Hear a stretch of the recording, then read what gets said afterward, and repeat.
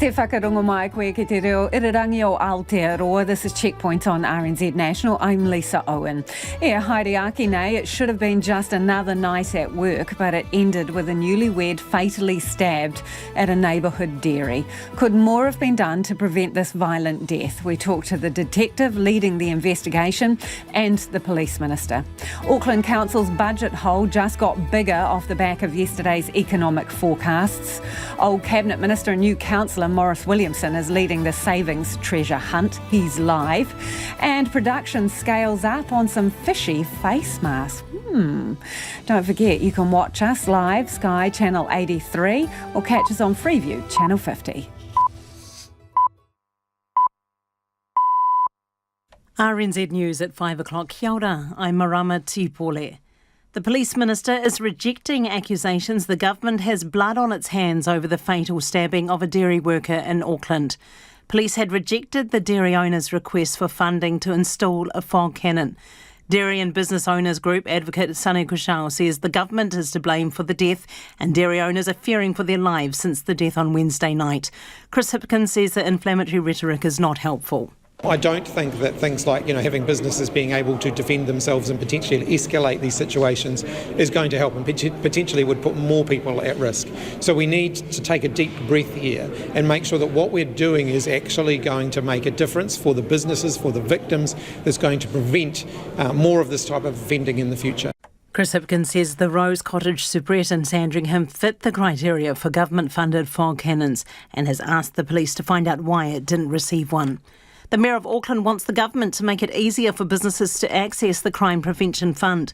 Mayor Wayne Brown says lawlessness and safety are an increasing concern.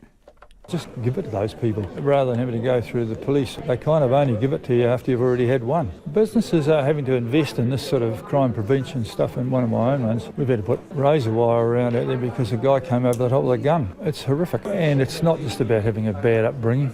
I wasn't happy with mine, but it didn't make me do those things. The police are appealing for public help as a manhunt continues. Retailers say forcing consumers to cut spending by raising interest rates won't help the economy and will be the death blow for some businesses. The Reserve Bank yesterday raised the official cash rate in a bid to bring inflation under control. However, the head of Retail New Zealand, Greg Harford, says rising prices are due to increasing costs for imports, power, rent and wages. So those costs all need to be passed on to consumers. They're just not costs that retailers are able to avoid. So it's not entirely clear to me that inflation is actually being caused by the fact that consumers have got too much money. Greg Harford says the government could bring down prices immediately by cutting GST to 10%. The government wants to make 3 major changes to accident compensation to improve access for groups disadvantaged by the scheme. It wants to change the law to make ACC report annually on how Māori, Pasifika, women and the disabled access the scheme and identify any barriers. An ACC analysis last year found the scheme was biased against these 3 groups. It also wants to broaden its focus to include helping all injured people and shorten the time that compensation is paid. An amendment bill will be introduced tomorrow. A support worker says all of the women she helps with family violence are also suffering from financial abuse. Advocates are calling for financial abuse to be made a standalone offence, saying it's hidden in current legislation and the country can't afford to fall behind. Victims of the underreported harm often lose access to their money or have debt spiralled under their name from their abuser.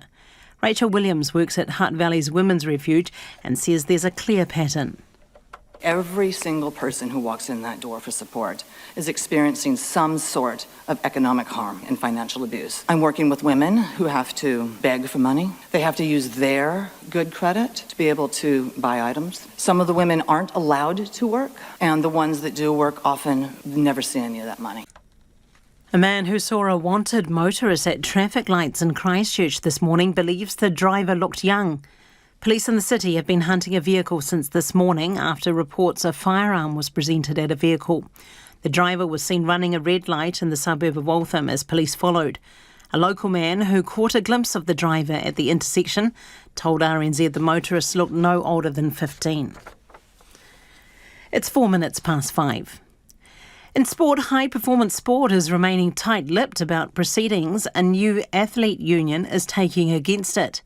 Rowing great Mahe Drysdale is spearheading an employment case that could have major implications for the sports system. The Athletes Cooperative has lodged a case with the Employment Relations Authority against HPSNZ, wanting athletes to be treated as employees rather than contractors. In a brief statement, HPSNZ Chief Executive Raylene Castle acknowledged the case is proceeding and emphasised athlete welfare as a priority. But Drysdale says an attempt to enter collective bargaining failed. We want to be part of designing the system that delivers the results in New Zealand, and unfortunately at the moment that is not the case. We're told what and how and why we're doing things, and I guess this is our opportunity to try and negotiate co-designing and making a system that we're all happy with. Asian football is riding high after another major upset at the World Cup. Following Saudi Arabia's win over Argentina, Japan's beaten four-time champions Germany 2-1. And luring former top-leading New Zealand caddy Steve Williams out of retirement has immediately paid off for former world golf #1 Australian Adam Scott. Scott's the clubhouse leader after the opening round of Australian PGA, carding a 5-under par 66. Chang Ji Lee is the best placed of the New Zealanders at 3 under. That's the news. Tonight on Nights, to mark the 75th anniversary of the NZSO, part 2 of our 10-part series Crescendo. And tonight, Dame Kiri Te Kanawa teams up with the NZSO to choose a piece of classical music. People Fixing the World look at initiatives around the world using football as a way to solve problems off the pitch. We've got science with Claire Concannon and astronomer Alan Gilmore. It's a beautiful game. On Nights with Karen Hay, after the news at 7 on RNZ National. RNZ National, Lisa Owen and Checkpointers next, but right now, the short forecast from Met Service to midnight Friday. Northland to Whanganui, including the central high country. Some showers, some thundery with hail, easing tomorrow morning. Manawatu to Wellington, also Bay of Plenty, and Gisborne to Wairarapa. Isolated showers in the east, but widespread elsewhere with possible thunderstorms and hail, clearing overnight. Fine for tomorrow with isolated showers, mainly during the afternoon. For Marlborough and Nelson, partly cloudy, isolated showers more widespread in Nelson, clearing this evening, and fine for tomorrow.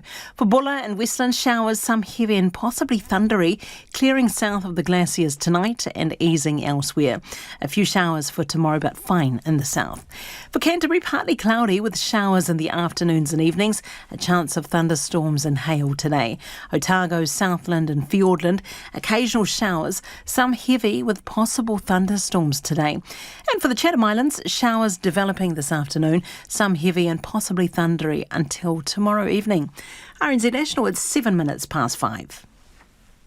Nā mihi mārama, tēnā koutou katoa, no mai haere mai ki Checkpoint Te tēnei rā, ko Lisa Owen tēnei.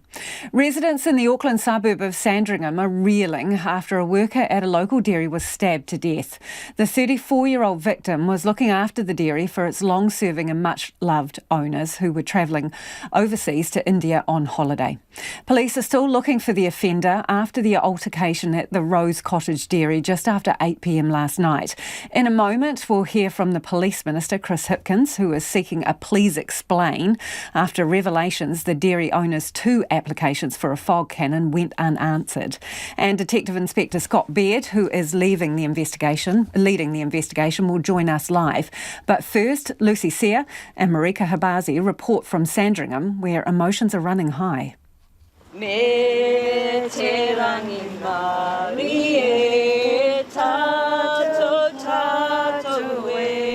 The sound of the Sandringham community in Auckland coming together to support each other in grief and solidarity after a worker at a local dairy was fatally attacked last night.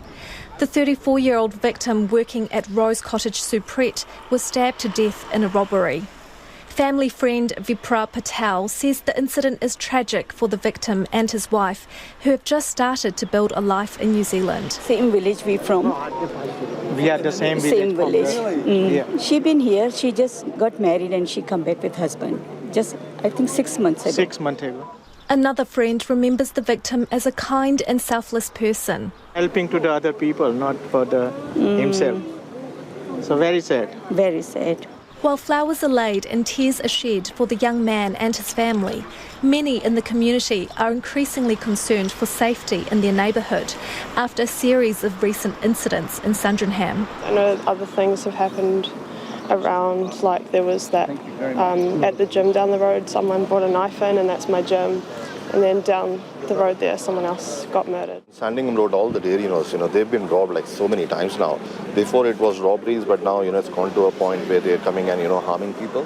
Others want to see the government take immediate action. We want, more security and safety for the community and for everybody, not only community, for everybody, around the area. We want some good answers from the local ministers also. Enough is enough now, We don't want to lose any more now. It's so bad, Government have to take some step now. It's enough now. It's every day. It's like everyday daily routine now. Meanwhile, chairperson of the Dairy and Business Association, Sunny Kushal, also at the gathering, says the tragedy has left business owners fearful for their safety. Calls that we have been receiving from last night, every dairy owner almost around the country are feeling fear for their life. They do not know what is in store for them. They do not know if they would be able to come back to their homes to see their family. Mr Kushal says his organisation wants an urgent meeting with the government. First of all, we would like to ask the Prime Minister and the Police Minister for an urgent meeting with us. So we would like to see urgent actions. We do not want to die a death like this. We cannot lose any more people. This should have been prevented, and it was preventable. The police have launched a homicide inquiry and are continuing to appeal to the public for information and CCTV footage to locate the offender. Detective Inspector Scott Beard says a witness who saw the offender in the area last night described him as a man in dark clothing and a black and white bandana. Inspector Beard says cordons will remain around the junction of Haverstock Road, Folds Avenue and Duncan Avenue as the scene examination continues. He says locals can expect more police presence in the area in the upcoming days. And the video version of that story will be on our webpage. Well, joining us now is Detective Inspector Scott Beard. Kia ora, Scott. Kia ora, Lisa. This is just absolutely devastating for the community, isn't it? Oh, look, first and foremost, it's tragic for the family. Somebody doesn't go to work and expect this to happen, but it has. And of course, for the community, yeah, absolutely, it's devastating for them. And I'd just like to say that, the police, we've got reassurance patrols around, we've got extra staff, we've got investigation staff going door to door, we've got our ethnic liaison officers who are liaising with the community leaders, all as part of that reassurance work that we're doing. But of course, my role is around the investigation and to locate and identify the offender, hold them to account.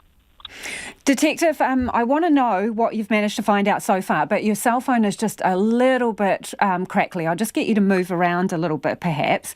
And then can you bring us up to date, please, Detective? What do you know in terms of the chain of events? How did this unfold? So what we know, Lisa, is that the offender was hanging around outside the dairy for some minutes beforehand. This is about 8 p.m. last night. Then enters the dairy. He is, we're not 100% sure exactly what goes on inside the dairy, but we know that he leaves carrying the drawer of the till. He then walks about 100 metres down Duncan Ave, and we have CCTV of this, where he stops at a recycling bin. He puts the drawer of the till in the recycling bin, and at that time, the worker from the dairy has come up and approached. There's been an altercation, at which point our victim is stabbed. The offender carries on walking, dragging the wheelie bin down towards Duncan Ave. Our victim managed to get himself back to the superette where he was treated. Emergency services were called. He was taken to hospital and unfortunately died not long after arriving at hospital. Was this a sustained attack when he was stabbed? Look, there was a number. He suffered from a number of stab wounds. I can't comment until the post-mortem has been completed. So he managed to make it back to the dairy. Was there someone else at the dairy or out the back of the business? He had a family member who was there, yes. So did they come to his aid? And some members of the public who happened to be walking past. Okay. So this person has wandered off, taking the wheelie bin with them. Have you managed to locate that particular bin and the contents? Yes, we've located the wheelie bin. There was no drawer from the till inside. And that wheelie bin was located on the corner of Haverstock and Duncan Ave. And we don't know where our offender's gone from there. What about the weapon, and is it a knife? Yes, we believe we're looking for a knife. At this stage, we have not found it. So you think that he's taken the drawer back out of the wheelie bin and left with it? Yes, we do. Okay. What can you tell us about his appearance and also the clothing specifically that he was wearing? So from the initial description we'd been given, and then today, say, from the CCTV, we know he's wearing dark clothing. He had black shoes, he had a cap, dark pants, and dark long-sleeve top. What we've been able to establish is that on the black pants he's wearing was the white writing down the left leg, and there's also black and white down across his face. But on the writing down the leg and on the cap was the word that we believe is Raiders, as in the sports team. So do you lose him in terms of the CCTV when he walks towards Duncan Avenue? Is that where your CCTV footage stops?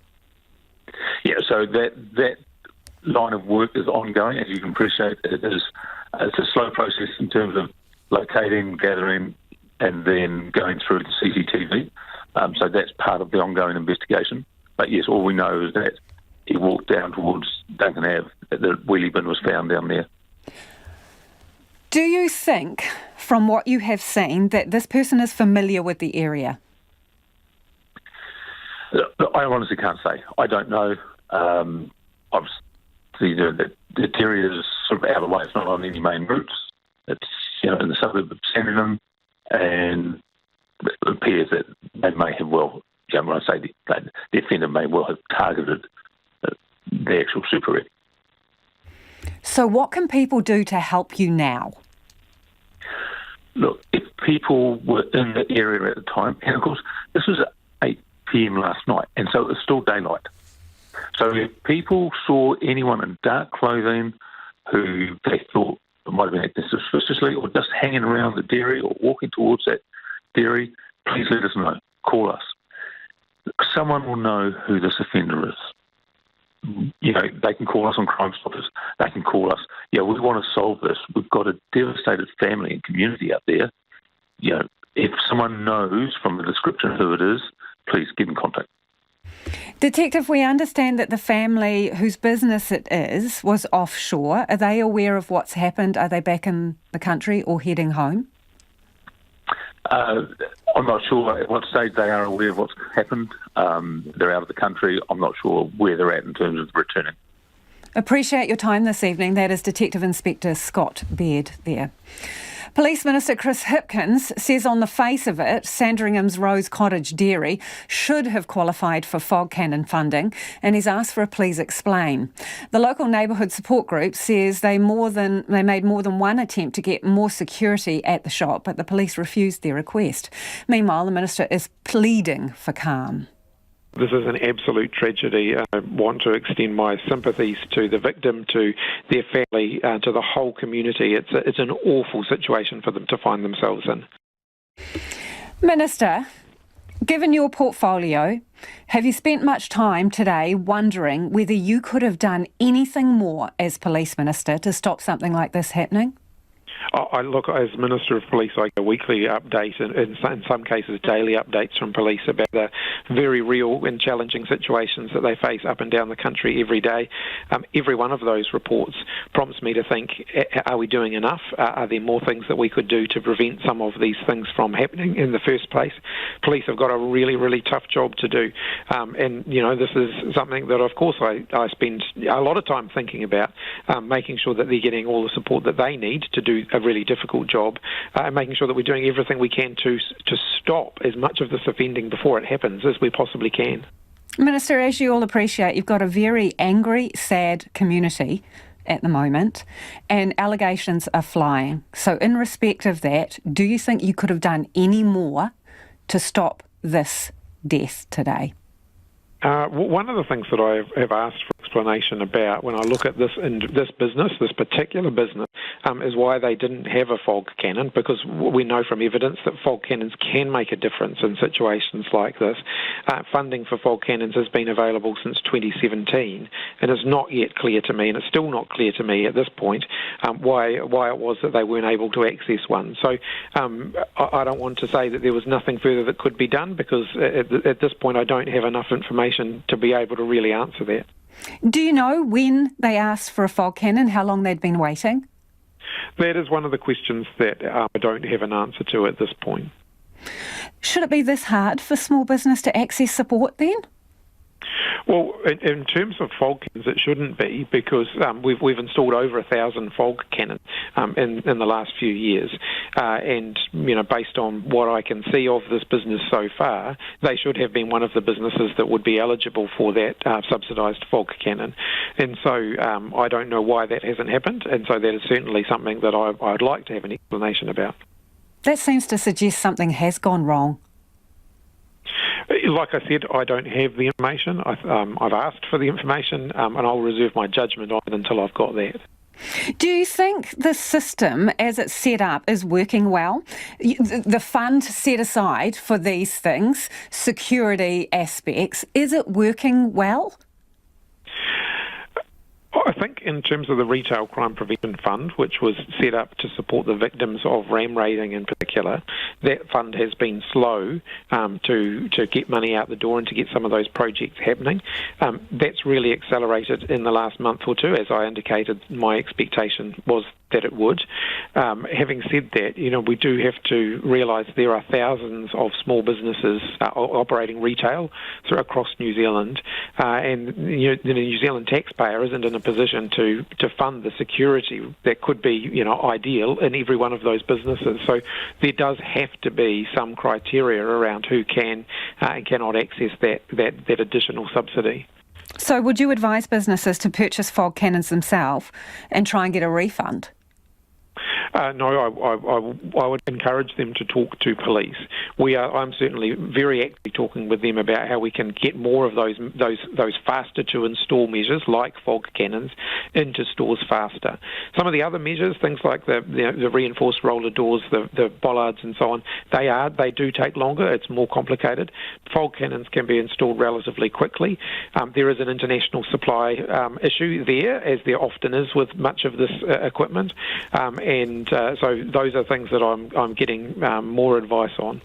So to be clear, Minister, you think that this particular business should have qualified for fog cannon funding on face value, and you're talking about the funds set up in 2020, not the most recent ram raid fund, but the 1.9 million that was set aside for fog cannon, yes? Yeah, well, that was when it was last extended. So the fund was actually established in 2017 and was significantly extended in 2020. As I've said, over 1,000 fog cannons, from my understanding, were installed, from that fund.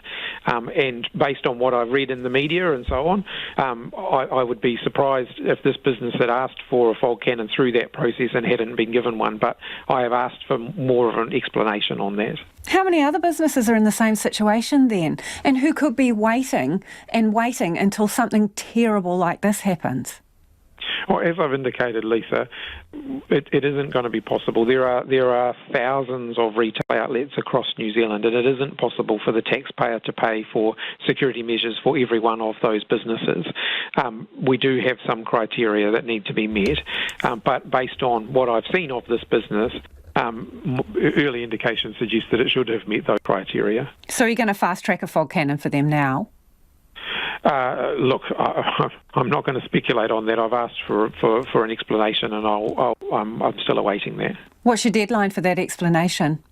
Well, as soon as possible, but I do want to recognise too that some of the police who are in the best position to answer that are at the moment responding to the immediate situation, including their work to apprehend the offender or the alleged offender concerned, and make sure there's an appropriate process put in place with regard to that individual. Is it safe to be a small business owner in our biggest city? I acknowledge that there'll be some heightened concern amongst small business owners. The message to them is continue to work with the police. One thing that could escalate things further and put more people at risk is if we see more instances where businesses try and take matters into their own hands, as I know there has been discussion about. That is ultimately a more risky option. Please, my request to them is continue to work with the police, continue to allow the police the opportunity to do their job. And that is the Police Minister, Chris Hipkins there, 24 minutes after 5, and you're with Checkpoint on RNZ National. Homai o whakaaro, we would love your feedback. Let us know what you think. Do you feel safe if you're operating a small business, particularly in Auckland? And what more realistically can be done? You can text us on 2101, tweet us at checkpoint.rnz, the email address checkpoint@rnz.co.nz. It's time for us to go to the headlines. Ane Amarama mena pitipiti kōrero. Lisa, the police are continuing the manhunt for a person who killed a dairy store worker last night in Auckland's Sandringham suburb. A 34-year-old man who worked for Rose Cottage Supret was stabbed to death after a robbery. Family friends of the victim and his wife say it's a tragedy for the young couple who are just starting to build a life in New Zealand. The Mayor of Auckland says the government needs to rethink how it handles retail crime and wants the government to make it easier for businesses to access the Crime Prevention Fund. Wayne Brown described the Sandringham stabbing as horrific. He says the Crime Prevention Fund doesn't prevent crimes but limits the damage. The Deputy Privacy Commissioner has concerns about Foodstuff's use of facial recognition technology in supermarkets. Consumer NZ has found that 29 Foodstuff supermarkets in the North Island are using facial recognition technology on customers. Foodstuff says the information is used only for crime prevention. The Deputy Privacy Commissioner, Liz McPherson, says there's limited evidence the technology achieves that purpose. And an ACC lawyer and researcher is welcoming a proposed law change that aims to make the accident compensation scheme easier to access for Māori, Pasifika women and disabled people. The government will introduce an amendment bill to Parliament tomorrow, requiring ACC to report annually on how these groups access the scheme and identify barriers. We'll have our headlines at 5:40. I've got some traffic here for you, Lisa. In Wellington, there's been a crash actually on State Highway 2 Petone to Ngauranga southbound. Now, due to the crash, the right southbound lane is blocked. Following the Petone off-ramp, please pass with care and expect significant delays as congestion has quickly built back to Dow's Drive interchange. And in Aokilani, be prepared for a few roadwork closures on Auckland's motorways overnight, including State Highway 1 northbound between Takanini and Redoubt Road from 10 p.m. It's 5:27. Ngā mihi marama. Auckland Council's budget hole just got $25 million deeper overnight, according to the Mayor. Wayne Brown says the Reserve Bank forecasts unveiled yesterday have blown the city's budget shortfall out to $295 million, a number that would take a 13% rates rise to plug. But the Expenditure Control and Procurement Committee are doubling down to hunt for savings. Its Chair, Maurice Williamson, joins us now. Hi, Maurice. Good afternoon, Lisa. This brings a whole new meaning to looking for coins down the back of the couch, doesn't it? Well, I don't believe it will be that sort of an exercise. I think this is going to be a really deep dive into a line-by-line analysis of, I think, an organisation that's become incredibly bloated, has got a lot of inefficiencies built into it, and a lot of duplication. Now, we've got to get in there and find it, and we've got to get in there and identify where those savings and efficiency gains and look at some low-performing assets to even sell them off, because we just can't keep spending money that we haven't got and racking up debt. The council's got about $11.5 billion of debt on the books now. You just can't keep doing that. I want to get into some of that detail in a second, but first off, 25 million more overnight. How did that happen based on forecasts? Well, because the officials have looked at, first of all, the fact that some of the charges that people make towards the council have gone up because the costs are going up for everybody with inflation the way it is. Also, we don't have all of our debt hedged. About 80%, I think, of the total debt book is hedged, which means it's on a fixed mortgage if you were talking at home, compared to a floating rate. So as soon as interest rates go up, part of that debt ends up having more debt servicing costs associated with it. Should it have been split like that, Morris? Well, hedging costs money, and in fact, I laughed today when our Chief Financial Officer said when the council had gone and hedged just 80% of it, they were attacked by some people in the news media for actually wasting money on hedging. Well, it's turned out to be a very good investment. It's probably a shame they hadn't actually hedged more of the book. So you say it's a bloated organisation, and I note in the press release with the Mayor, it says your first priority is a head office empire building, right? Where's the empire building going on? Well, let me give you an example, Lisa, because I was a minister in a government at the time when we brought this council into being, where I was president at the birth. There were 7 councils. When we merged them, the rhetoric that was used was we were going to get efficiency gains. There wouldn't be 7 back offices. There wouldn't be 7 human resource departments, 7 accounting. There'd be 1, and we'd get a massive efficiency of staffing. Well, the 10,000 staff that were around when there were 7 councils is now 12,300. So you've had a massive increase in staffing compared to the gains that were supposed to have come from it. And how many of them do you have to lose? How many of them are you going to have to lose realistically? Can't tell at this point. The analysis, I mean, it's got to be a really, really detailed line-by-line analysis and find why is it that the staffing levels have gone up so much. I can live with, the payroll going up by inflation. What I can't live is the payroll going up at nearly twice over and above inflation. And it just but the way you're talking, Morris, it's got to be hundreds of jobs then, doesn't it? It's got to be a lot. It's got to be a lot of jobs. Yes, it does. Define eventually. lot. Give me a ballpark, please. I know you're going through line by line, but you say they're up to 12,300 and it's too much. So if I get the ballpark and it was a moment I'm wrong, I'll have people say, well, see, you got that wrong. It was very dangerous to do it. All I know is that we've got, the Mayor's made it clear to the whole council, nothing's off the table other than we're going to make sure we protect essential services.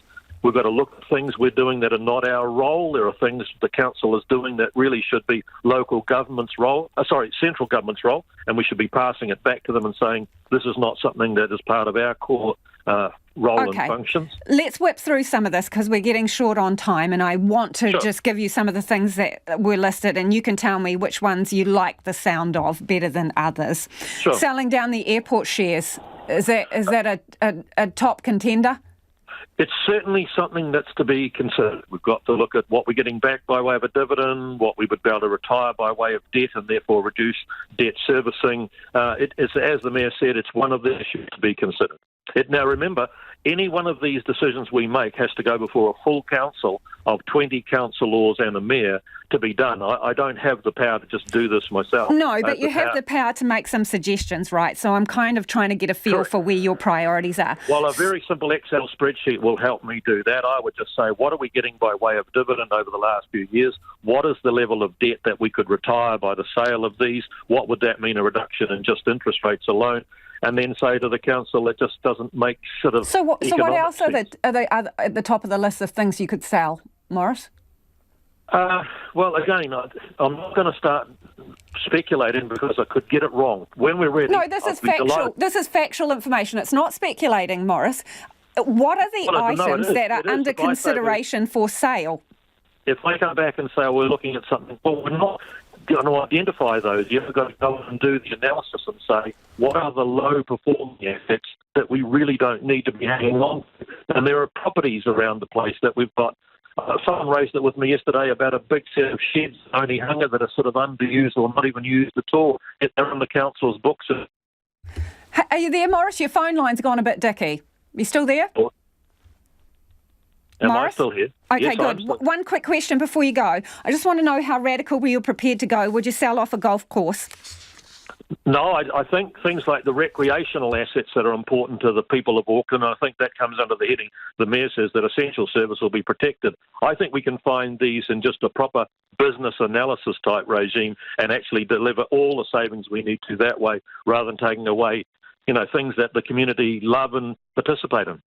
Appreciate your time, Morris. That's Morris Williamson, who is there line by line going through all the expenditure at the council, looking for some pretty hefty savings. Budget shortfall $295 million.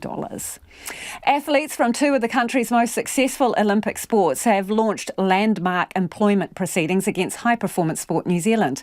The group includes more than 60 rowers and cyclists who want better rights for athletes, improved well-being and financial stability. It is understood the athletes want to be considered as employees rather than contractors. Rowing great Mahe Drysdale is spearheading the newly formed athlete union, the Athletes Cooperative, who are behind the case. We want to be respected. We want to be part of designing the system that delivers the results in New Zealand. And unfortunately, at the moment, that is not the case. We are told what and how and why we're doing things. And I guess this is our opportunity to try and negotiate about actually co-designing and making a system that we're all happy with. So that was Mahe Drysdale there, and we're joined now by sports reporter Felicity Reid. So, Felicity, how have they ended up in the Employment Relations Authority? In some ways, this has been a long time coming. Drysdale says since the 2016 Olympics, there's been discontent amongst the athletes and the way that the New Zealand sporting system works, and the way that they feel that athletes are kind of left out of the loop around making decisions around their own future.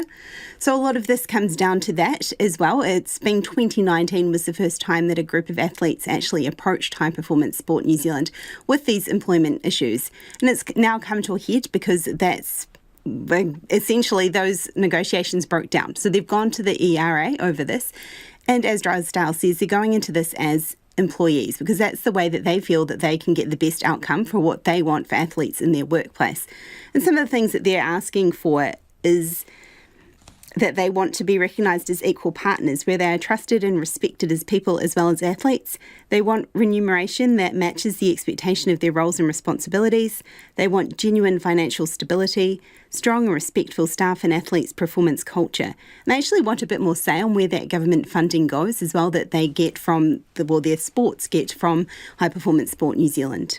That's interesting because that's pretty much everything that was highlighted in the recent cycling report, right? When they looked at them as contractors, worked out that some of them were getting paid below the minimum wage. So I'm wondering, is anything like this happening elsewhere in the world? No, it's not. And Drysdale says if this all comes together, it would actually be world leading, that other countries would be looking at New Zealand and seeing that this is maybe a way that the relationship between a governing body and athletes, the working relationship, could actually be looked at. And another part of this, I think, is quite important to Drysdale and to the Athlete Cooperative, is that this is an independent body, so free of any funding from, say, High Performance Sport New Zealand, and these people acting really solely as athlete advocates for themselves. This is a different step. It's quite a rarity to have athletes advocating for themselves in this way because it can be tough to run these things against big organisations and to actually fund it. But they're like using the example of the New Zealand Olympic Committee actually broke away from the government in 1984 to do with that funding and the control that something like that has over a group. So that's a big part for them as well, and that would also be world leading as well. Yeah, it's going to be interesting to see the outcome. Thank you for that, Felicity. Felicity Reid reporting there. It is 23 minutes to 6, and you know what that means. You can probably hear the clanging and banging in the background as Nona Peltier charges into the studio to talk business. Ko taku hoa e nai ko Nona Peltier. Hello, Nona. Creeping in there silently by stealth. What are we talking about today, please? Let's just talk about AFT Pharmaceuticals. Okay, let's. I love this company in a way because its report wasn't awesome. Their net profit was down a third, but that's partly because they've been investing for growth, and they had some big licensing fees the year earlier, and so this time around they didn't have that. But never mind, the company, I asked them what their outlook looks like, and they think it's pretty good. And the reason why is a downturn in economic conditions gives people a headache, which is really good for AFT Pharmaceuticals because they sell the Maxigesic product. So there you go. What else do I have to say? I see what you did there, Nona. Yeah. Have you got some numbers for us, please? Well, I can tell you the market wasn't thrilled with, AFT, and they marked him down 3.6%. But overall, the index fell just 2 points today to 11,322. There were other disappointing results. So look, 2-point drop, not much really. And then the Kiwi, of course, rose to 62.6 today. So that's a big gain over yesterday. 62.6. That's like a whole U.S. cent. Not so much because of what's happening here, but just or a penny, as they say in America. A whole penny. Mostly because of the U.S. Federal Reserve minutes from their recent meeting, which kind of suggested that they think maybe we don't have to go as hard on interest rate hikes. I guess they're not reading in the same book as our governor, but never mind. 62.6 U.S. cents, 92.6 Australian, and 51.7 British pence. Thank you, Nona. Ka kite. That is Nona Peltier there with our business news. It is, it's almost 20 to 6. I think we've got time to sneak in a tiny bit of feedback here. A lot of you getting in touch about the death at the Sandringham dairy. Someone says, as predicted, a shopkeeper has finally been murdered in one of these cases. We can expect more unless the government chooses to stop taking the path of least courage.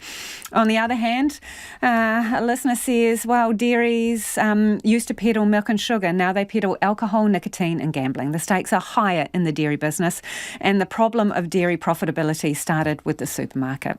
Another says people rob to get money for drugs. And this from one listener who thinks we need to have the army patrolling the streets to stop ram raids.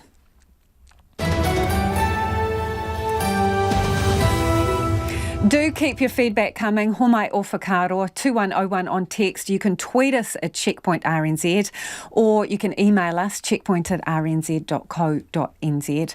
Let's go to the headlines now. Ko marama anō tēnei. Thank you, Lisa. Police have released further details into the killing of a dairy worker in Auckland last night.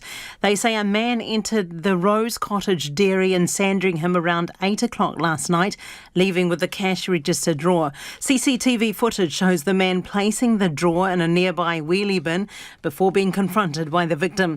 The suspect then stabbed the victim several times before walking away with the bin. Police described the suspect as wearing black and white pants with a black and white bandana. The police minister says it's not clear why the soubrette where a worker was fatally stabbed didn't have the security it had asked for.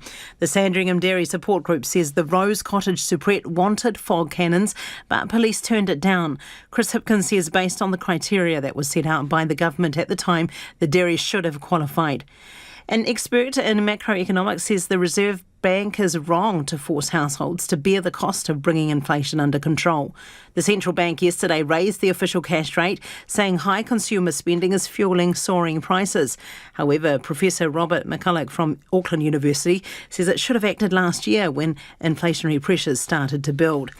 The government has announced a pay equity deal that will give more than 4,000 social workers a significant salary bump. It agreed to a deal with Oranga Tamariki social workers in 2018, boosting their pay by 30% on average. And at traffic again, be prepared for a few roadwork closures on Auckland's motorways overnight, including State Highway 1 northbound between Takanini and Redoubt Road from 10 p.m. And we're not all about Auckland, Lisa. I've got here an incident in Invercargill.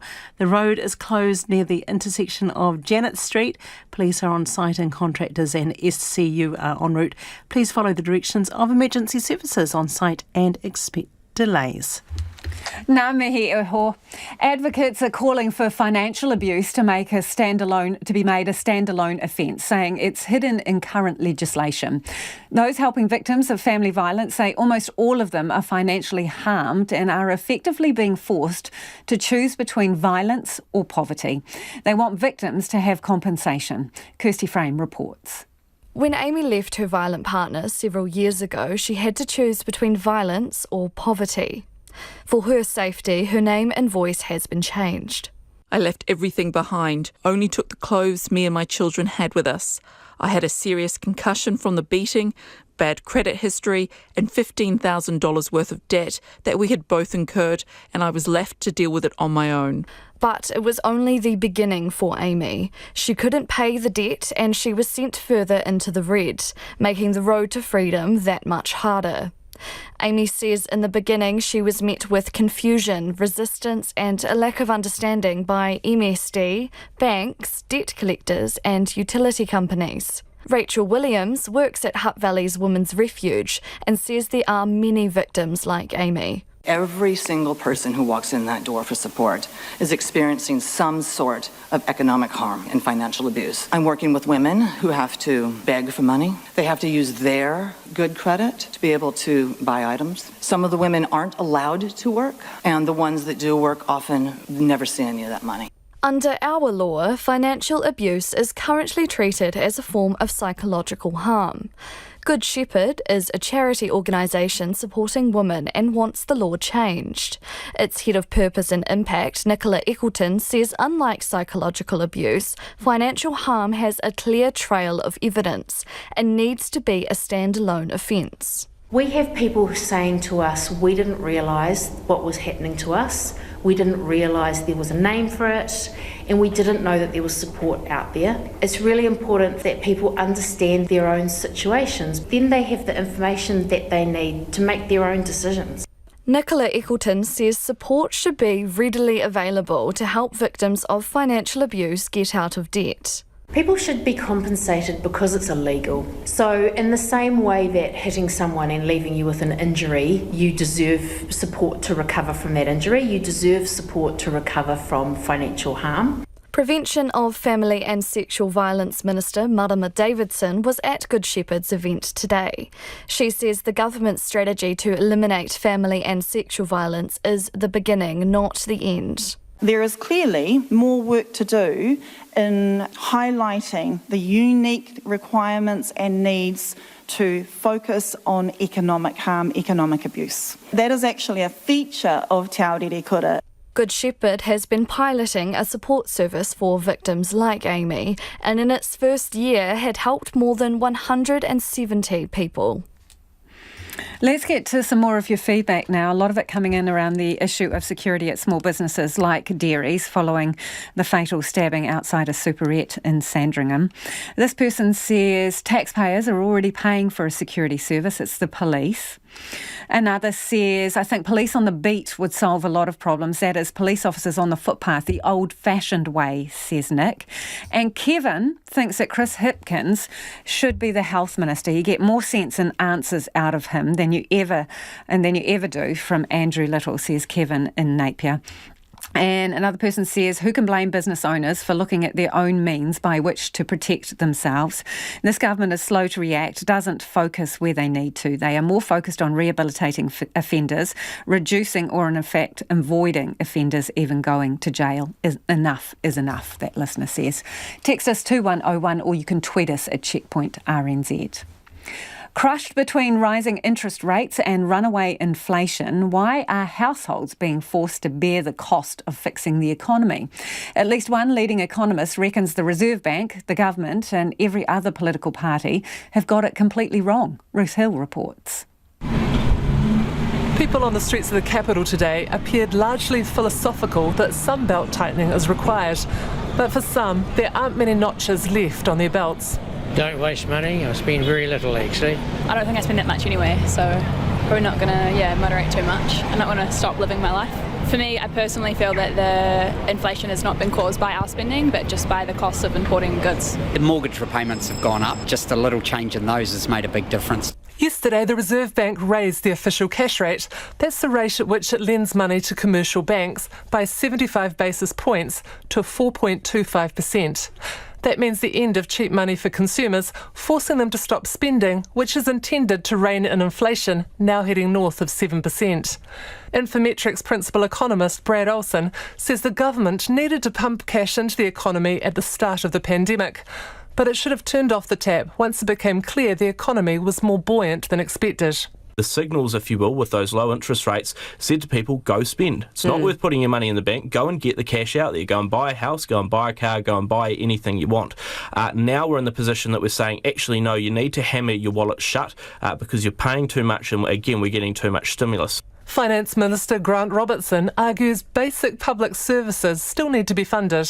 We knew that this time was coming. We've planned and prepared for it in our budget processes. We don't need to do knee-jerk reaction. Speaking at the Finance and Expenditure Committee this morning, Reserve Bank Governor Adrian Orr admitted households are paying the price for loose monetary policy. We are sorry that New Zealanders have been buffeted by these significant economic shocks and are experiencing inflation well above our central bank 1 to 3% target range.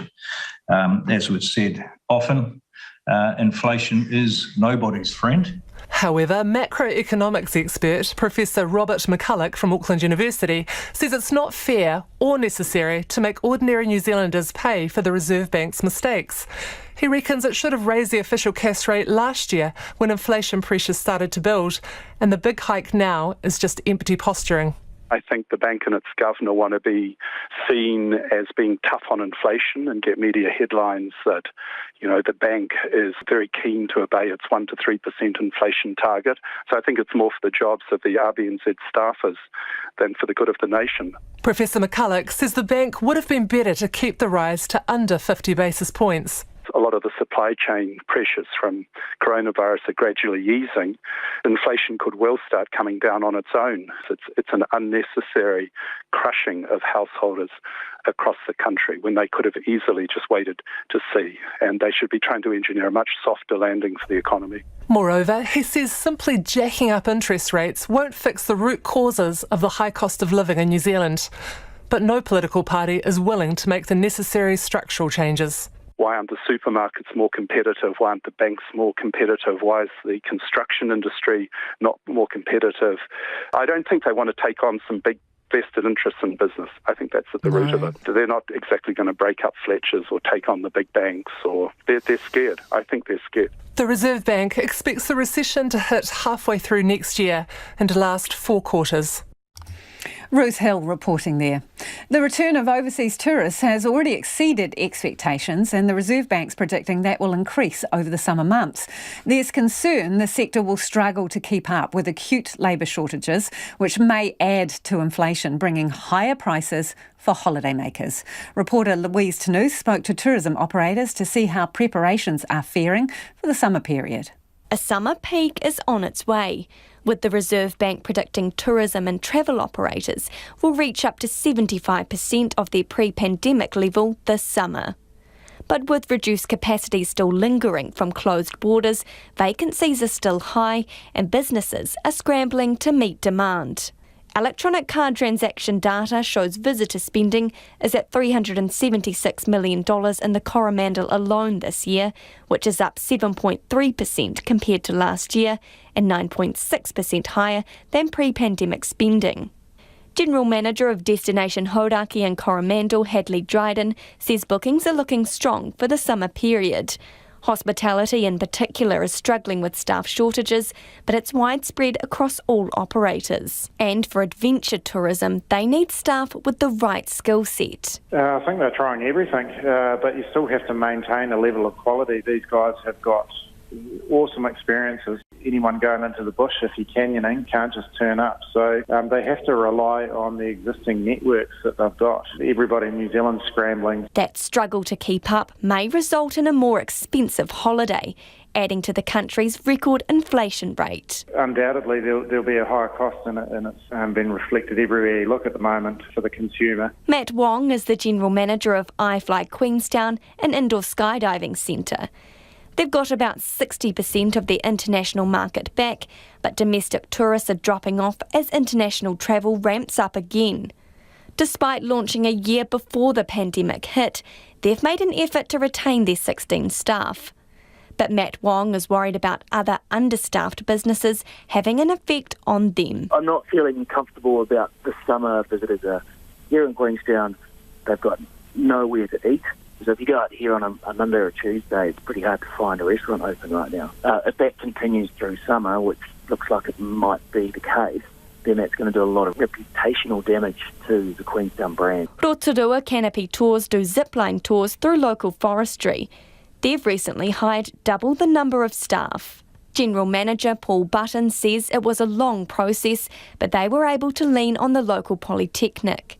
They're tracking for a strong summer period, but he says it'll be a careful balancing act to make sure they don't take on more than they can manage to avoid price hikes. I think this year's about delivering. I think it's about meeting the expectations of your clients, delivering on the brand and delivering on the nation's brand, the Tourism New Zealand brand promise, so our clients go away happy. We get too excited and we'll try and do too much this year because the demand is definitely there. You could sell yourself short. While they've got the right staffing levels now, he's worried about COVID rippling through the team again in the next few months. People are still getting sick. Our business is based on employees. Our inventory is based on humans. So if we lose a couple of guides, it actually really impacts what we can run for that week. The Reserve Bank is predicting the tourism and travel industry will be back up to 95% of their pre-pandemic level by the end of 2025. But with these struggles ahead for the industry, holidays will be more expensive in the future. It is 7 minutes to 6. Kia mau tonu mai, stay with us. You're listening to Checkpoint on RNZ National. And just a quick public service announcement. Professor Michael Baker will join us live on the program around this time tomorrow night to answer your questions about COVID and how to protect yourself from getting it or getting it again over the holiday season. Now, you can text us your questions on 2101 or you can email us checkpoints@rnz.co.nz and we'll answer them tomorrow. Well, Professor Baker will. To Australia now, where there's good news for some flood victims in inland New South Wales with dry days ahead. But the flood risk is far from over and one entire town is under an evacuation order. Meanwhile, South Australia is still days away from facing its own floods. And only yesterday, Australia's National Science Agency released a climate report saying the country will see more intense rainfall and more extreme heat. The ABC's Angus Randall reports. In central west New South Wales, Uabalong locals are helping maintain a 2-kilometre long levee. It's the only thing keeping their town from going underwater. David Gleeson ignored the town's evacuation order. He says he decided to stay and fight. The levee's held up well and we're pretty confident that we'll hold the water out. The river's actually dropped 2 centimetres from last night. So whether that's just a false drop or whether it's actually receding, it's hard to say, but we'll find out in the days ahead. But the levee bank is holding well. Uabalong has been cut off from the outside world for several days. Food deliveries come in via helicopter. David Gleeson hopes to see floodwaters recede by the end of the month. I would like to think within maybe a week or a little bit over a week, hopefully we'll see the water come down and we'll be able to get some roads fixed and get some traffic back out of town. All that water that's devastated inland New South Wales and Victoria has to go somewhere. A lot of it is making its way down the Murray River towards South Australia.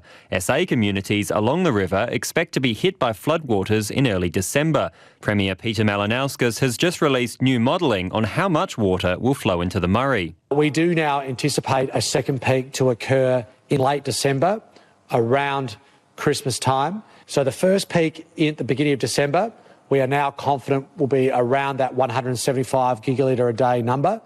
But a second peak coming at the end of December is currently forecast to be approximately 185 gigalitres a day, but potentially up to 220 gigalitres a day on a low probability scenario. So while there is good news about what we expect at the beginning of December, we are certainly on high alert in respect to what we know will come across the border in late December. And back home, Sanford's scaling up its production of hoki fish skin face masks in Marlborough, today opening its $20 million bioactives plant just south of Blenheim. The centre will create 48 new jobs for scientists and technicians. Samantha G took a tour of the new facility.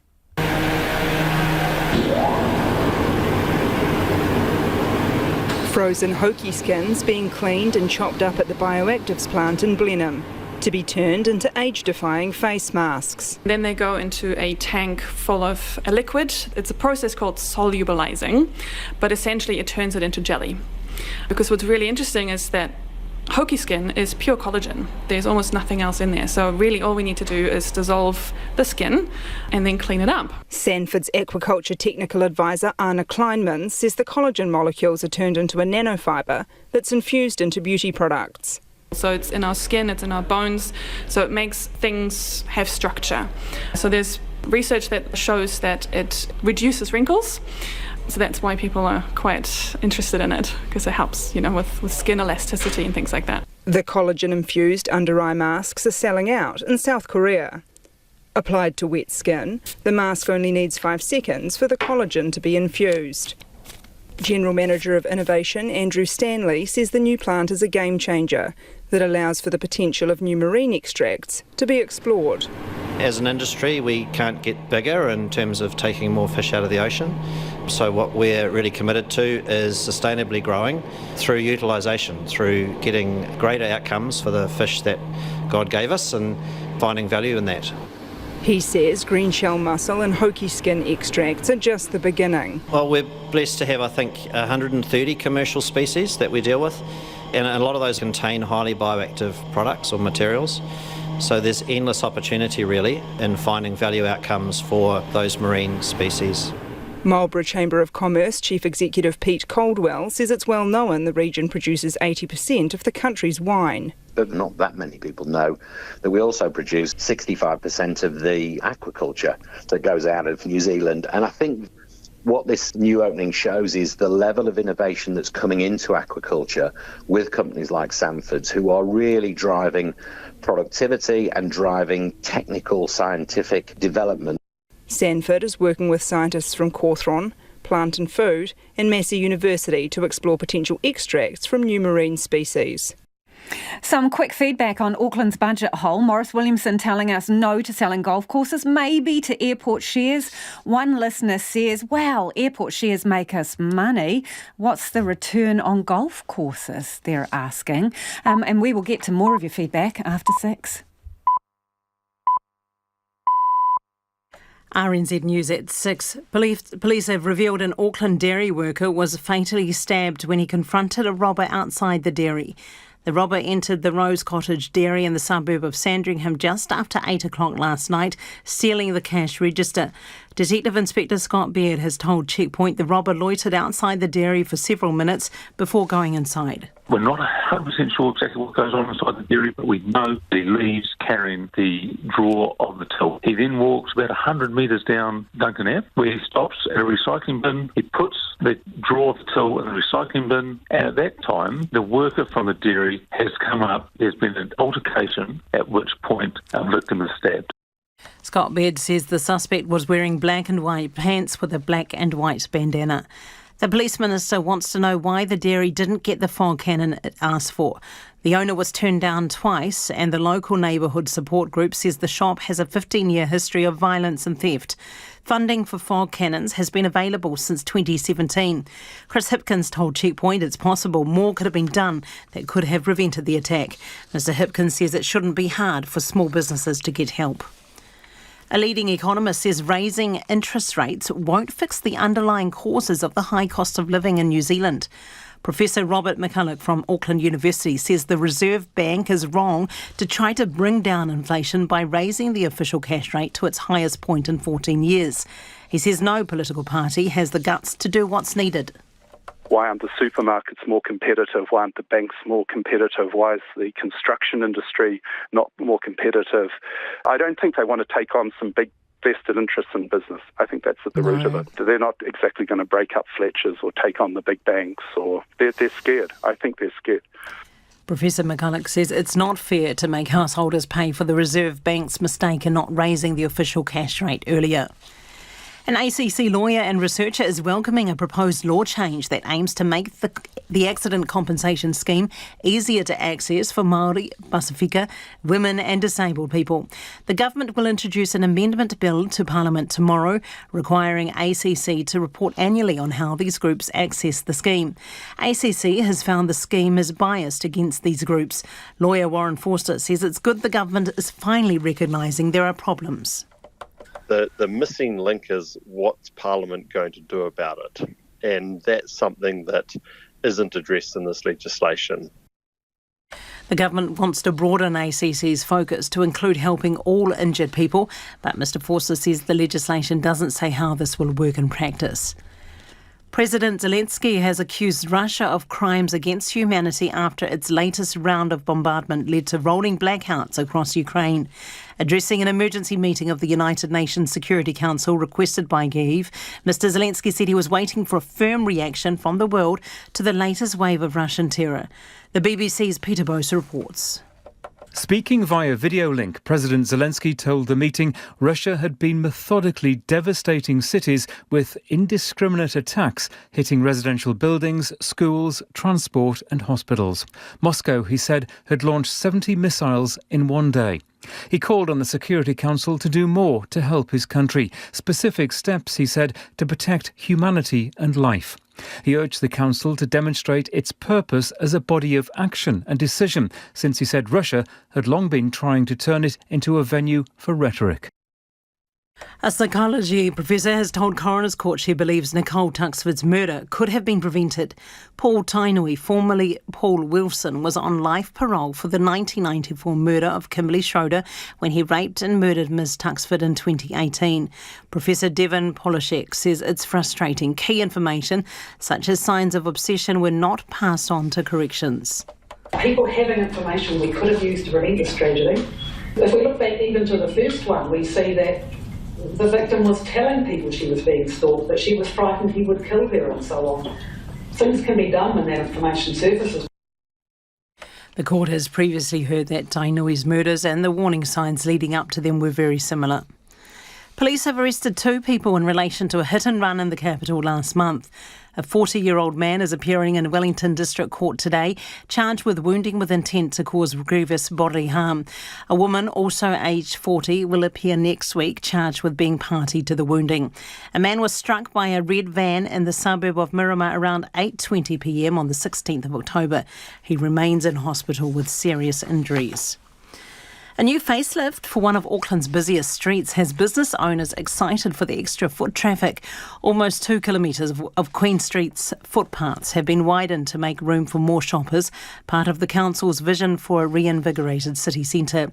Ian Cavett, the owner of Australian furniture store Studio Cavett, says the developments inspired him to open an Auckland branch. Having a look at what's been done not only in the around the viaduct but also Britomart and now Commercial Bay and the lower part of Queen Street, I really think that Auckland is doing a terrific job in terms of bringing soul back into the city. Ian Cavett says he'd like to see the whole street converted into an outdoor mall. That's the news.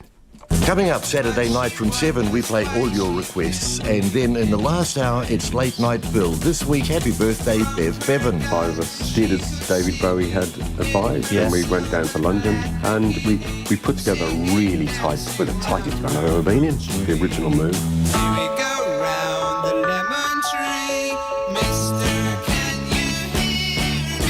Saturday night requests from 7 on RNZ National.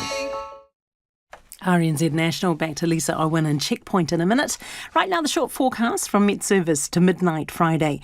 Northland to Whanganui, including the central high country. Showers, some thundery with hail, easing tomorrow morning. Manawatu to Wellington, also Bay of Plenty, and Gisborne to Wairarapa. Isolated showers in the east, but widespread elsewhere with possible thunderstorms and hail, clearing overnight. Fine for tomorrow with isolated showers mainly during the afternoon. For Marlborough and Nelson, partly cloudy. Isolated showers more widespread in Nelson, clearing this evening, and fine for tomorrow. For Bulla and Westland, showers, some heavy and possibly thundery, clearing south of the glaciers tonight and easing elsewhere. A few showers for tomorrow, but fine in the south. For Canterbury, partly cloudy with showers in the evenings, a chance of thunderstorms and hail. Otago, Southland and Fiordland, occasional showers, some heavy with possible thunderstorms for today. And for the Chatham Islands, showers developing this afternoon, some heavy and this evening rather, some heavy and possibly thundery until tomorrow evening. It's 7 minutes past 6. Kia ora rā e ho, no mai hoki mai, this is Checkpoint, ko Lisa Owen tēnei. It's just in time for the Christmas shopping splurge, a facelift for one of Auckland's busiest and most maligned retail strips. Today saw the official opening of a long-awaited facelift for one of Queen Street's busiest stretches, with hopes it will revive the ailing city centre. Converting a car lane into an extended footpath, Auckland Council aims to see more feet on the ground. Felix Walton and Nick Monroe put it to the test. The formal unveiling of the Waihorotiu path, running from Merrill Drive to Shortland Street, feels like a promise of things to come. But not everyone is convinced. It depends who you ask. Two delivery workers who asked to stay anonymous say the so-called upgrade has made their jobs a nightmare. And while the extra space has impressed some pedestrians, others are sceptical. We've been talking so much, I didn't see the upgrade because I didn't know it was upgraded, but looking at it, it looks wonderful. I used to live in Auckland for about 44 years, and I think Queen Street seems to have gone backwards really badly. For those of us who don't live in Auckland, the reputation of Queen Street's not good these days. Oh, I think that's really nice, that's lovely, yeah. Yeah, it is the same as Dublin. They're doing an awful lot more to pedestrianised areas. Fantastic, really appreciate it. It would be good to see more, cycle lane like that in Auckland. From a sustainability perspective, I think it would be good. For Auckland Council, the $16 million project is a vital step in realising a new vision for the city centre. Head of City Centre Programs, Jenny Larking, says her intention is to put pedestrians first. Aucklanders' history are written here, so we know that people flock over here to celebrate our victories and wins. It's also the place we come to march and protest, so that people are effectively at the centre of Queen Street. After a difficult couple of years, she says business owners have something to be excited about. We have a fantastic Christmas program planned in partnership with our business community and business association. So really it's going to be exciting. We're hoping that people will come in and all of that work and that customers will benefit the retailers and businesses here. To minimise disruption, the project was completed in less than a year without any digging. Project manager James Buckley says the entire street was built on top of the existing road. So we've been able to deliver almost a mile of street within 10 months, and that's pretty much unprecedented, really. So it's really been driven by just that reducing the disruption for the businesses in a really difficult time. Jenny Larking says the development is already attracting new businesses to the city centre. Within the last few months, we have some really exciting shops that's popped up in Queen Street, just with the Nike store there, also the furniture store down there, and all of them are coming because they believe in Queen Street. One of those shops is SC Luxury, a new branch for an Australia-based furniture store. Owner Ian Cavett, an Aucklander who moved to Sydney 15 years ago, says the city's new direction has lured him back. Having a look at what's been done not only in the around the viaduct, but also Britomart and now Commercial Bay and the lower part of Queen Street, I really think that Auckland is doing a terrific job in terms of bringing soul back into the city. Ms Larking says the path will be put to the test when the City Rail Link kicks off in 2025. From there, she hopes Queen Street will keep evolving. What we have put down here will last for quite a number of years, and in the right time we will be asking Aucklanders again in the future what they want out of their Queen Street, and it'll continue to evolve. Jenny Larking says Queen Street's future will be written by the people walking on it. If you were listening to that on radio, you can check out Felix and Nick's video version of the story. We'll put it on our webpage. On the subject of Auckland City's rates and finances, this is the big budget hole of $270 million. Maurice Williamson earlier in the program talking about cuts will be required and potential job losses. This listener says, we don't have people sitting there doing nothing. Where I work at a council in the South Island, we work our backsides off and are under immense pressure. Another says, yes, Morris, let's panic and sell off all the silver without regard for the future. Another says, as a council staff member at a different council, I get tired of hearing about councils being bloated. If councils don't have the staff, they use consultants at a much higher cost. And then they hide those costs in projects. And Lynn's got in touch. So what percentage of the Auckland City budget is this mystical $270 million, says Lynn? Lynn. How much did Mayor Gough save last budget? Considerably more from memory. This is just wind pacifying Mayor Brown's supporters, reckons Lynn. 6 people aged between 16 and 70 years old have died after a shooting at a Walmart in the US state of Virginia. 4 others are in hospital. It is the second mass shooting in Virginia in 10 days, the 8th in the US this week, and one of more than 600 in the country this year. CNN's Diane Gallagher reports. That man a coward for that, bro. You kill people that ain't did nothing to you. The nation's latest mass shooting at a Walmart in Chesapeake, Virginia, happening just before the store closed for the night. Employee Kevin Harper, who took this video, says the gunman was a store manager. Just left out the break room, come in there, started capping people up in there. Tonight, at least 6 people are dead and several others injured. The manager just came from around the corner. He never entered the break room, but he just stood in the doorway and he just opened fire to anyone in the room. He looked at me and he shot near my head, and it was about inches away, I'm not gonna lie. There were people just dropping to the floor, everybody was screaming, gasping, and yeah, he just walked away after that. Wednesday, the Chesapeake police chief provided a timeline of how it unfolded. Our 911 dispatch center received the first call at 10:12 p.m. last night. The first officers arrived on scene within 2 minutes at 10:14 and entered the store approximately 2 minutes later at 10:16. And the scene was declared safe by 11:20 p.m. Police say the gunman, who died at the scene from self-inflicted gunshot wounds, was a 31-year-old manager on the overnight shift. Authorities say that he was armed with a handgun and multiple magazines. What remains unclear is why. We don't know at this time. The investigation's still ongoing, so there's no clear motive at this time. I am new, but I'd heard from the very beginning that he was the one to watch out for. He was just really standoffish. I'll say he kind of gave off like loner vibes. 2 of the victims were found in a break room, another near the front of the store. 3 others died at the hospital. This woman's relative, who works at Walmart, was injured in the shooting moments after he started his shift. He went in at 10 p.m. tonight, and we received a phone call. Well, his wife received a phone call about 10:18 saying that he had been shot. He clocks in at 10, so he hadn't even been there 10 minutes. Walmart releasing a statement saying it is shocked by the tragedy and, quote, "We're praying for those impacted, the community and our associates."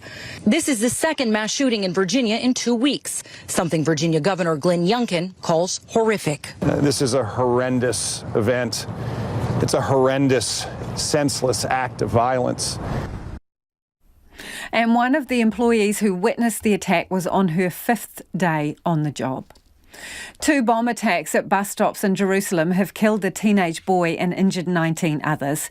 Palestinian militant group Hamas praised the explosion, but stopped short of claiming responsibility. This year has seen a spate of deadly attacks targeting Israelis, triggering waves of Israeli military raids in the occupied West Bank. But the use of explosives in Jerusalem is the most significant attack in years. The BBC's Tom Bateman reports. As people head to work, an explosion rips through a busy bus stop. And less than 30 minutes later, caught on a driver's dash cam, the sound of a second blast. Both targeting people waiting for buses. 2 explosions before 8 a.m, leaving a city fearing the worst, a return to the days of bomb attacks in Jerusalem. El Hanan tells me his 70-year-old grandfather lives in the building opposite. He woke up from the explosion and it brought back memories of the past attacks, he says.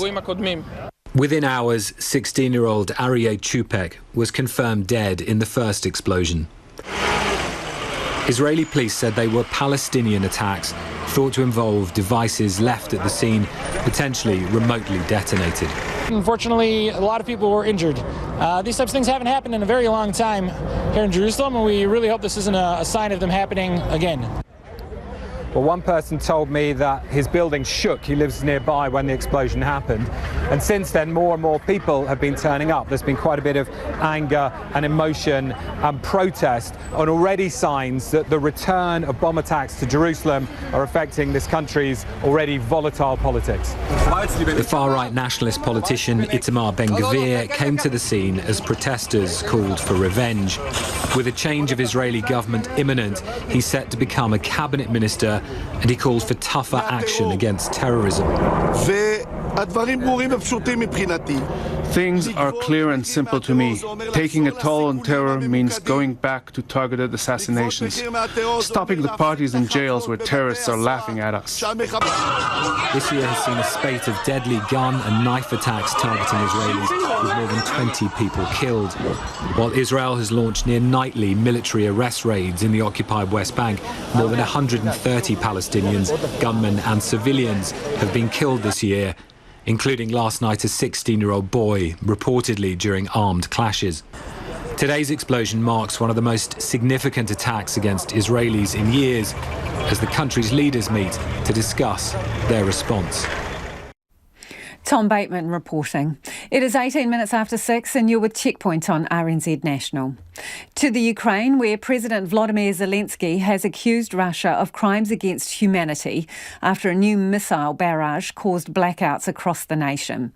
Speaking to the UN Security Council via video link, he said the Russian formula of terror had forced millions of people to stay without energy supplies, without heating, without water in sub-zero winter temperatures. The US ambassador to the UN said Russia is weaponising winter. Moscow is now adopting a cowardly and inhumane strategy that punishes Ukrainian men, women and children, she said. Meanwhile, the European Parliament has declared Russia a state sponsor of terrorism. The BBC's Jessica Parker is in Kiev.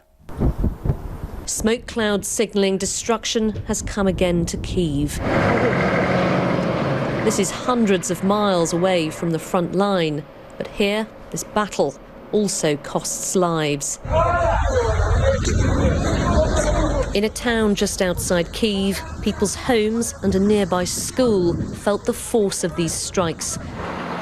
Just hours later, the fire's out, but the daylight's gone. Evacuations in the dark. We heard rockets flying, and then we heard a loud explosion. A colleague saw a red light. In our educational center, windows and doors blew out, the ceiling fell. In these freezing temperatures, homes have been left without roofs, apartments without windows, people without a place to live. We are evacuating people from the building that was damaged. Those who need to sleep somewhere, we are taking them to a hotel where they can stay as long as they need. There will be food and heating there.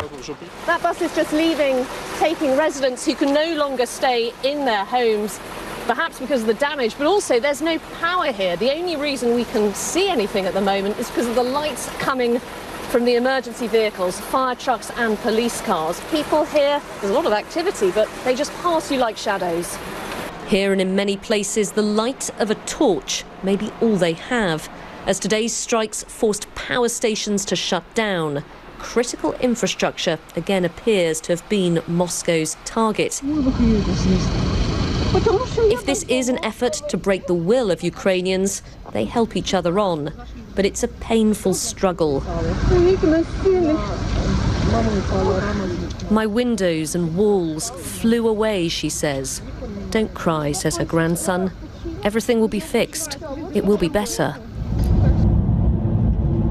Driving through a capital city in the early evening. Off the road, no lights. The country's energy system had already been attacked. Now the race against winter to repair it just became even harder. In the midst of the worst drought seen in decades, Somalian children are dying and hundreds of thousands of people are displaced and facing famine. Meanwhile, the ongoing war between the Somali government and the militant group Al-Shabaab has made the situation much worse. The BBC's Andrew Harding is with troops in central Somalia. Let's go, let's go, let's go. These are Somalia's most battle-hardened troops, setting out before sunrise into a vast and furiously contested wilderness.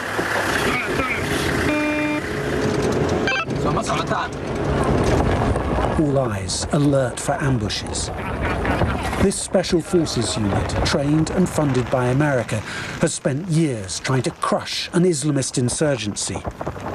And suddenly, in the midst of a terrible drought, they're making progress. We arrive in the ruins of a small town. A recent battle here saw the formidable militant group Al-Shabaab driven out. We managed to kill 60 Al-Shabaab fighters, but right before we reached here, they fled the town. And right before they left, they have burned down everything. They destroyed the shops, the houses, the water wells. Like, the people right now do not even have clean water to drink. This was your shop, was it? It was. But what's changed here is the mood, no longer of despair, but of determination. A popular uprising is underway. Locals telling us Somalia's drought has left them with no option but to help defeat the hated militants. In the last month or so, these troops have captured vast amounts of territory here in the centre of Somalia, liberating dozens of villages. But the question, and it's always the question here in Somalia, is how long can they hold on to the territory? Or will the militants of Al-Shabaab simply melt away into the countryside and then return? Al-Shabaab have hit back hard with a string of devastating bomb attacks, like this one in the capital Mogadishu. But listen to this politician who survived 5 attacks by the militants. He now believes the momentum has shifted. Do you think this could be a turning point then against Al-Shabaab? Sure, this is a turning point. I believe that if the government gets advantage of this opportunity, I think it will be the time that Al-Shabaab will be defeated. That confidence is spreading fast. People in newly liberated areas no longer ruled by fear. That was quite remarkable to see a village like this with people finally ready to say, we're glad to see the back of Al-Shabaab, because they've terrorized villages across this region for so long. People have been too afraid to speak out. Until now, it seems. Will it last? Somalia still faces huge challenges. Millions here are living on the brink of famine. But if the war ends, then real progress could follow. Workers are protesting outside the world's largest iPhone manufacturing factory in China. Videos show staff chanting, "Give us our pay," as they face off against armed police in hazmat suits. But the company, Foxconn, denies claims that it's delayed payments. CNN's Selena Wang reports from Beijing. The chaos at Apple's largest iPhone assembly factory in central China is getting worse. Videos show hundreds of workers streaming out of their factory dorms, protesting and clashing with police. Many of the law enforcement workers are wearing white hazmat suits. The footage, which has now been censored from Chinese social media, shows some of the protesters complaining about their pay and poor sanitary conditions. This follows weeks of turmoil at this factory in Zhengzhou, China. After a COVID outbreak at the factory in mid-October, workers have been complaining about subpar food and living conditions. Viral videos have showed masses of workers fleeing the factory, walking miles along highways to escape COVID restrictions. But Foxconn desperately needs workers, especially ahead of this critical holiday season. So Foxconn said it would give a one-time bonus equivalent to $69 if workers who left chose to return. It also said it would offer new workers a salary of $4 per hour. Just last week, Foxconn said more than 100,000 people signed up for its massive recruitment drive. But in this recent footage, workers are heard saying that Foxconn failed to keep their promise of a better bonus and pay package after they arrived to work at the plant, accusing Foxconn of changing the salary packages. Workers in the videos are also heard saying that those who tested positive for COVID were not being separated from the rest of the workforce. In a statement in English, Foxconn denied all of those allegations and said the dorms that factory workers live in undergo standard procedures for disinfection. But all of this has been a big blow for Apple. The company warned earlier this month that shipments of its latest products will be temporarily impacted and delayed because of China's COVID restrictions. It's another reminder of the risks that Apple faces in relying on China for its production. China is still stuck in this unpredictable cycle of lockdowns. It's completely upending people's lives, China's economy, and global business.